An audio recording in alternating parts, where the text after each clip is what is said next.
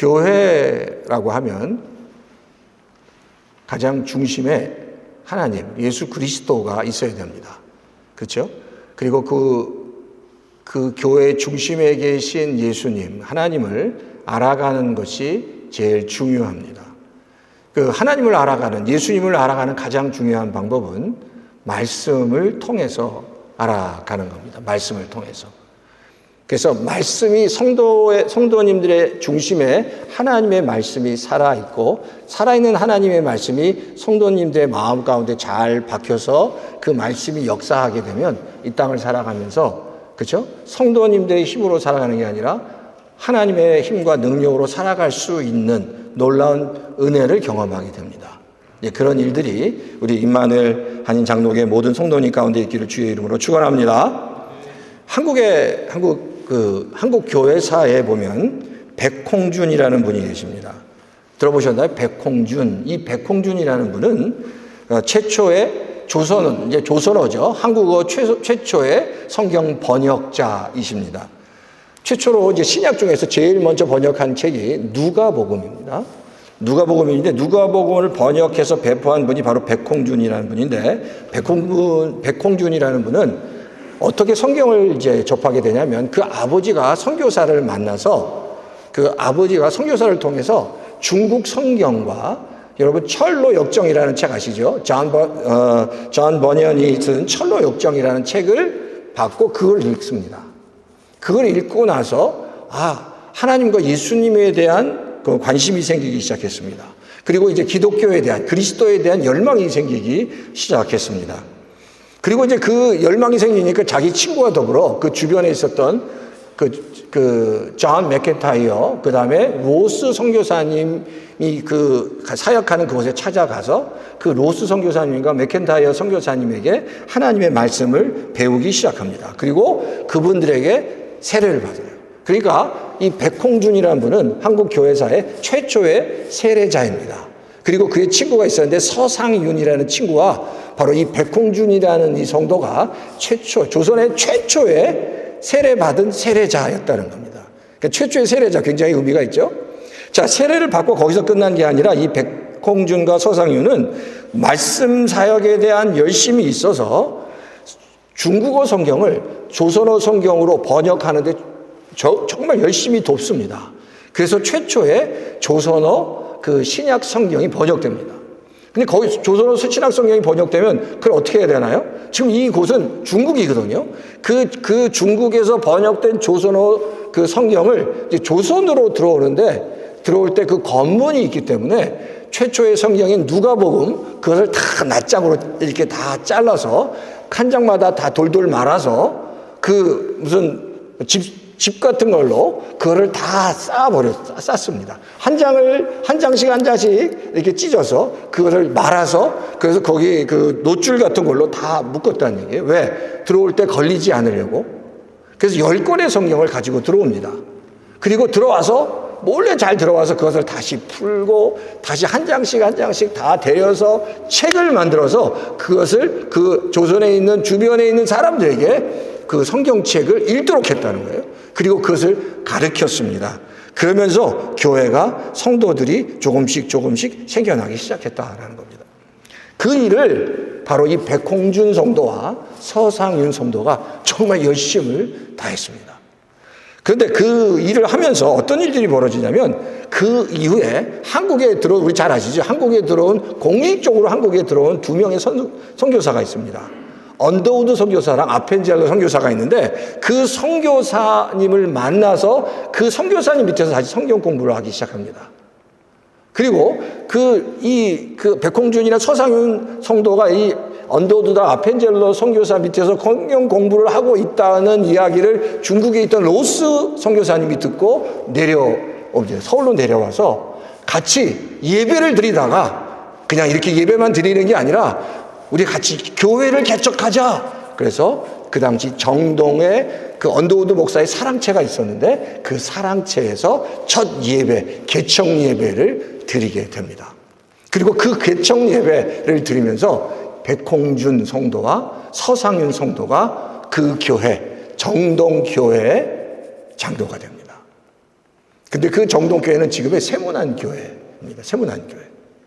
그러니까 최초의 장로였던 두 성도, 백홍준 성도 그리고 서상윤 성도가 그 이후에 그 세문안교회를 아름답게 세워갑니다. 그리고 이 백홍준 성도와 서상윤 성도에게 하나님께서 놀랍게 축복하셔서 교회를 정말 아름답게 세워가면서 그 교회가 번창하고 그 성도 위에 하나님께서 놀라운 축복을 허락해 주셨다라는 겁니다.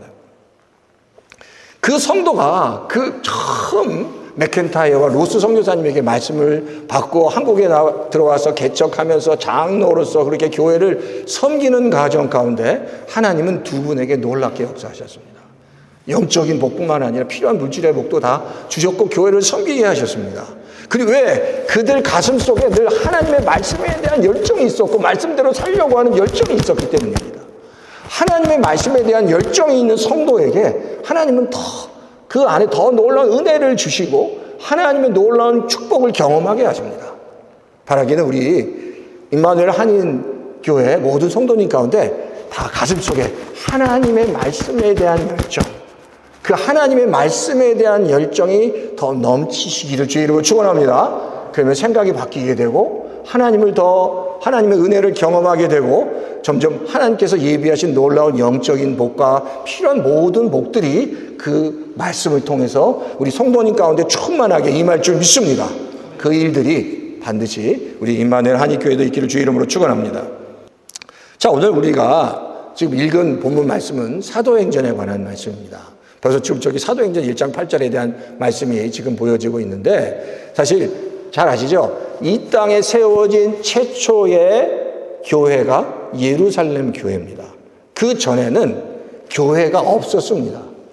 최초의 교회가 예루살렘 교회인데 그게 사도행전 2장에 나옵니다.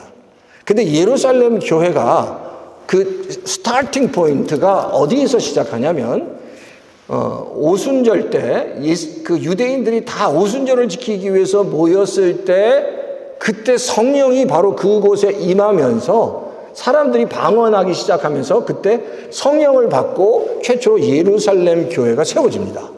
그러니까 많은 사람들이 예루살렘 교회의 스타팅 포인트는 바로 성령이 임하면서 그리고 성령이 임하면 어떤 일이 벌어졌죠? 질병이 있는 사람들이 치유가 되고 뭐 방언을 하게 되고 막 별별 일들이 기적과 이사들이 나타나고 뭐 베드로가 말씀을 전하면 수천 명이 변화되고 세례받고 이런 일들이 막 일어났습니다. 그러니까 가장 중요한 게 성령이 역사해야 되는구나 사실이라고 사람들이 생각합니다. 맞습니다. 교회가 우리 오늘 그 박 권사님이 기도하실 때 그 성령에 대해서도 기도해 주셨는데 성령의 역사하심으로 놀라운 일들이 교회 가운데 일어날 수 있습니다. 그러니까 성령에 대해서 우리의 마음문이 열려져 있어야 한다는 겁니다. 그래서 예루살렘 교회도 성령이 임하면서 놀라운 일들이 일어났다라는 겁니다. 근데 성령이 임하기 전에 더 중요한 일들이 있었다는 겁니다. 그걸 알아야 돼요. 성령이 예루살렘 교회에 임하기 전에 더 중요한 일을 예수님께서 하셨다라는 겁니다. 도대체 그게 뭐냐라는 겁니다. 자, 그게 바로 사도행전 1장 3절에 나옵니다. 다음 성경 구절입니다. 사도행전 1장 3절, 다음 성경 구절. 사도행전 1장 3절 한번 보시면 다 같이 한번 보시겠어요? 같이 한번 읽겠습니다. 시작. 그가 고난 받으신 후에 또한 그들에게 확실한 많은 증거로 친히 살아계심을 나타내사 40일 동안 그들에게 보이시며 하나님 나라의 일을 말씀하신지라. 여기서 그가가 누굴까요? 그가 고난을 받으신 후에 하면 그는 예수님이십니다. 예수님이 고난받은 후에 그들에게 확실한 증거로 살아나셨다는 건 부활하셨다는 거죠. 부활하신 다음에 40일 동안 그들에게 보이셨다는 겁니다. 예수님께서 부활하신 다음에 40일 후에 40일 동안 계시다가 어떻게 되셨죠? 부활 후 40일 동안 계시다가 어떻게 되셨죠? 승천하셔서 하늘로 올라가셨습니다. 그 모든 광경을 그 제자들과 12제자들과 또 다른 많은 제자들이 그걸 보게 됩니다. 그러면 40일 후에 승천하시기 전까지 40일 동안 그러니까 죽으시고 그리고 부활하시고 3일 만에 부활하시면 약 37일 동안 예수님께서 뭘 하셨냐는 겁니다. 뭘 하셨을까요? 예수님께서 37일 동안. 하신 게 있습니다. 예수님을 따랐던 제자들과 12제자들과 또 다른 많은 제자들에게 찾아가셨다는 겁니다. 찾아가셔서 뭘 하셨을까요? 말씀을 가르치신 겁니다. 앞으로 하나님의 나라가 어떻게 임할 거다라는 하나님의 나라에 대한, 그리고 너희가 이 땅에서 어떻게 살아야 되는지에 대해서 예수님께서 1대1 맨투맨으로, 그리고 그룹으로 거의 40일 동안 계속해서 만나서 그들을 이 말씀으로 양육했다는 겁니다. 말씀으로 양육받은 후에 성령이 임하니까 그 예루살렘 교회가 아주 든든하게 세워질 수 있었다는 겁니다. 그러니까 사실 성령을 받기 전에 예수님께서 40일 동안 그 백성들, 그 제자들을 다 찾아가셔서 말씀을 전하면서 그 교회 깊이 영적인 뿌리가 다 내려가 있었다는 겁니다. 뭐가 더 중요할까요? 사실 말씀 없이 성령이 임하면 그 교회는 그냥 뭐 공중공중 뜨고 도대체 이 기초가 없는데, 말씀이 먼저 뿌리를 깊이 내린 성도 위에 성령이 임할 때 그분이 더 깊은 하나님의 영적인 은혜와 능력을 경험할 수 있게 된다는 겁니다.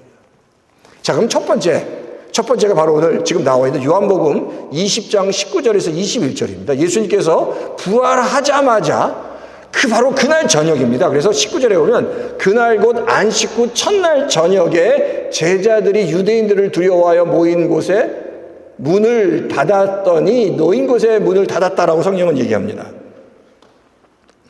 자, 모인 곳에 제자들이 그 안식 후 첫날에 제자들이 유대인들이 두려워서 이제 어디 방에 들어갔습니다. 그리고 혹시 잡히면 안 되니까 문을 닫았습니다. 그리고 이제 이거 우리가 앞으로 어떻게, 예수님도 이제 돌아가셨고 십자가에 달려 돌아가셨는데 이제 우리가 어떻게 할 건가 막 고민하고 있는데 지금 문을 다 닫고 있는데 갑자기 같이 모여서 이렇게 있는데 예수님께서 저 벽을 통해서 슉 들어오신 겁니다. 그때는 예수님 뭐였으니까? 이 영적인 몸을 갖고 계셨으니까. 우리 같이 예배를 드리는데 문도 닫혀 있는데 갑자기 예수님이 저 벽에서 싹 들어오신다고 생각해 보세요. 얼마나 깜짝 놀랐겠습니까? 소스라치게 놀랐던 거예요. 그러니까. 근데 예수님께서 그렇게 문이 닫혔는데도 불구하고 들어오셔서 제자들에게 말씀하십니다. 근데 말씀하시기 전에 제자들에게 20절 보세요. 이 말씀을 하시고 손과 옆구리를 보이시니 제자들이 주를 보고 기뻐하더라. 손에 못자국, 옆구리에 창자국을 보여주셨다는 얘기는 뭘 의미하는 거죠? 내가 십자가에 죽은 예수인데 부활했다는 것을 보여주는 겁니다. 내가 너희가 따랐던 그 예수 나사렛 예수라는 것을 보여주시는 거예요. 갑자기 벽을 뚫고 들어오셔서 보여주시면서 그 다음에 이 제자들에게 말씀 21절 다 같이 한번 크게 한번 읽어볼까요? 21절 자, 그 전입니다. 요한복음 그 전에 그 전으로 돌아가셔야 돼. 그 전에 예, 자 21절 보이시죠? 다 같이 읽게 시작. 예수께서 평강이 있을지어다. 아버지께서 나를 보내신 것 같이 나도 너희를 보내노라. 아멘. 예수께서 너희에게 평강이 있을지어다. 평강이 있을지어다 하고 말씀하시면 이 평강의 핵심이 뭐냐면 성령 하나님입니다. 내가 이제 곧 40일 후에 승천할 텐데 승천한 후에 진정한 이 평강을 성령 하나님께서 주시겠다라고 말씀하시는 거예요. 그러니까 예수님께서 첫 번째 주신 메시지는 성령 하나님에 관한 메시지입니다. 그러니까 성령 하나님이 어떤 분이신지를 알아야 된다는 거죠.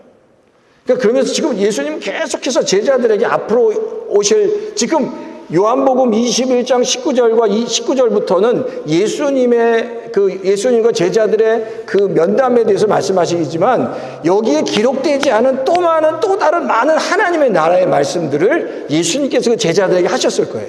그 제자들 그걸 들으면서 앞으로 이 하나님의 나라가 교회가 어떻게 세워지겠구나라는 사실을 알았다. 그 말씀을 아는 게 너무너무 중요합니다. 그 말씀을 알아야 뭘 알 수 있을까요? 하나님의 마음을 알 수 있습니다. 하나님의 뜻을 알 수 있습니다. 하나님이 뭘 원하시는지를 알 수 있습니다. 하나님의 말씀을 알지 못하고 하나님이 뭘 원하시는지 하나님의 마음이 어떠신지를 알 수 있는 사람은 아무도 없습니다. 목사든 장로든 그렇기 때문에 날마다 하나님의 말씀을 읽어야 되고 그 말씀을 통해서 하나님의 마음을 깨달을 때 하나님께서 그 성도를 통해서 역사하실 수 있다는 겁니다. 자, 그러니까 지금 예수님께서 만나신 거예요. 자, 두 번째 만남이 어디에 나왔냐면 요한복음 21장 15절입니다. 이것은 예수님께서 이제 제자들을 만난 다음에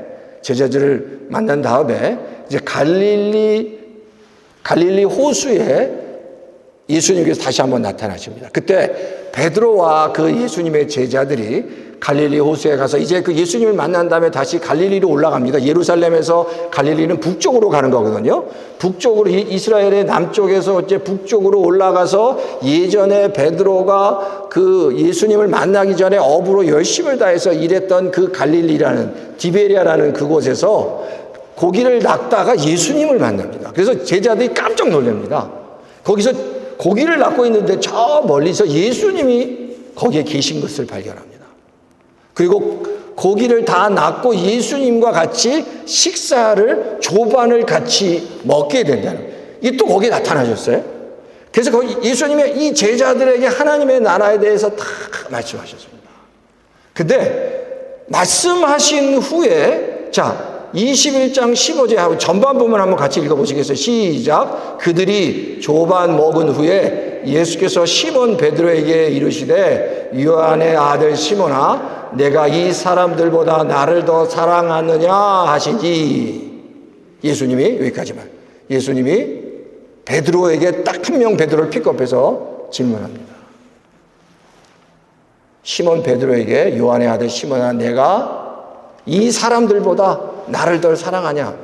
이 말씀 잘 아시죠? 3번이나 네가 이 사람들보다 나를 사랑하냐? 정말 너가 다른 어떤 누구보다 나를 사랑하냐? 최상급이, 이제 비교급에서 최상급이 어떤 사람들보다 나를 사랑하냐라고 예수님이 묻습니다. 근데 베드로가 이렇게, 내가 주님을 사랑하는 줄 주님께서 아십니다. 근데 사실 이때 어떤 일이 있었죠? 베드로가 이렇게 예수님을 만나기 전에 예수님께서 십자가에 달려 돌아가실 때 베드로가 예수님에 대해서 한 짓이 있는데 그게 어떤 짓인지 아세요? 베드로가 무슨 짓을 했죠? 아주 그냥 철저하게 예수님을 3번이나 부정합니다. 내가 예수님을 알지 못합니다. 내가 예수님을 알지 못한다고. 근데 베드로는 그게 생각났을 거예요. 근데 예수님은 네가 정말 다른 어떤 사람들보다 나를 정말 사랑하냐? 근데 만약에 예수님이 나타나셔서 우리 성도님들에게 한 분 한 분에게 이렇게 물으신다면, 뭐 선영아, 또 여기 권사님 자기의 이름을 부르면서 하나님이 정말 어떤 누구보다 나를 사랑하느냐라고 만약에 예수님이 우리 성도님들의 이름을 부르면서 물어보시면, 그렇게 정말 그 앞에서 예수님 제가 어떤 누구보다 예수님을 정말 사랑합니다라고 그렇게 대답하실 수 있으십니까? 그렇게 대답하실 수 있는 분을 한번 아멘 하시겠어요? 아멘 되게 작은데 이거 어떡하나 이거. 그렇게 대답하실 수 있습니까? 한번 아멘 하시겠어요? 예. 아직도 좀 기어 들어가지만 넘어가야 될 것 같은데. 하나님, 주님, 제가 정말 사랑합니다. 이 마음이 우리 안에 가득 차 있어야 됩니다. 근데 억지로가 아니라 하나님을 알아가면 그게 자연스럽게 된다는 거죠. 하나님을 알아가야 돼요. 근데 이 예배를 통해서만은 그게 다 채워지지 않으니까. 근데 제가 보니까 우리 교회는 제가 보니까 아주 좋은 게 뭐냐면 예배 후에도 계속해서 1시간 이상씩 같이 모여 계셔. 그 시간이 아주 그 골든타임이야, 보니까. 그때 교제도 하지만 이제 나눠서 같이 성경 공부도 좀 하고 같이 또 우리 현 목사님 렛츠고 맥도날드도 가고 그러면서 하나님을 알아가는 거예요. 그럴 때 하나님께서 조금씩 내가 정말 너를 사랑한다라고 말씀하시는 음성을 듣게 되고 우리도 그렇게 고백할 수 있는 거예요. 같이 하나님을 알아가면 되겠어요. 자, 그런데 보세요. 요한복음 21장 그 다음에 예수님께서 제자들을 또 만나게 됩니다.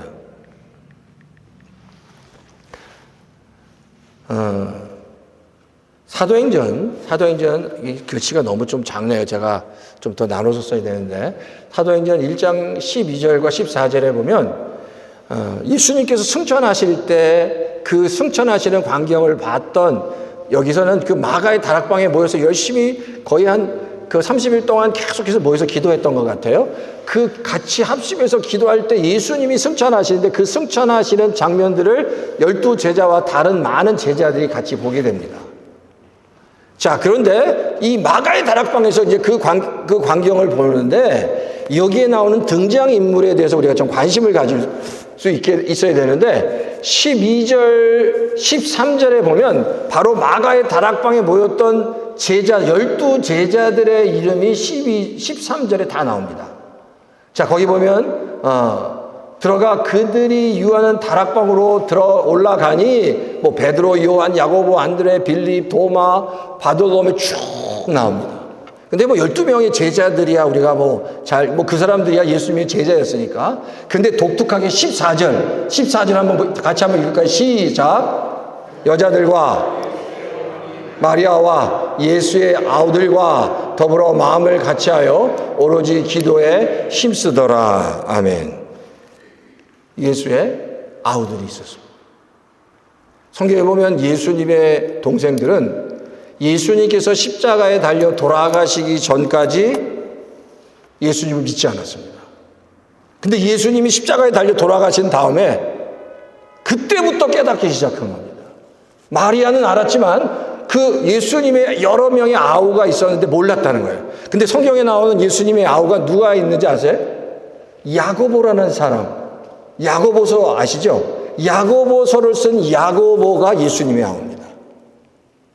그리고 예루살렘 교회를, 첫 번째는 베드로가 예루살렘 교회 당회장이었는데, 베드로가 이제 물러난 후에 두 번째 당회장이 바로 예수님의 아우 야고보가 예루살렘 교회 당회장으로 교회를 사역했습니다.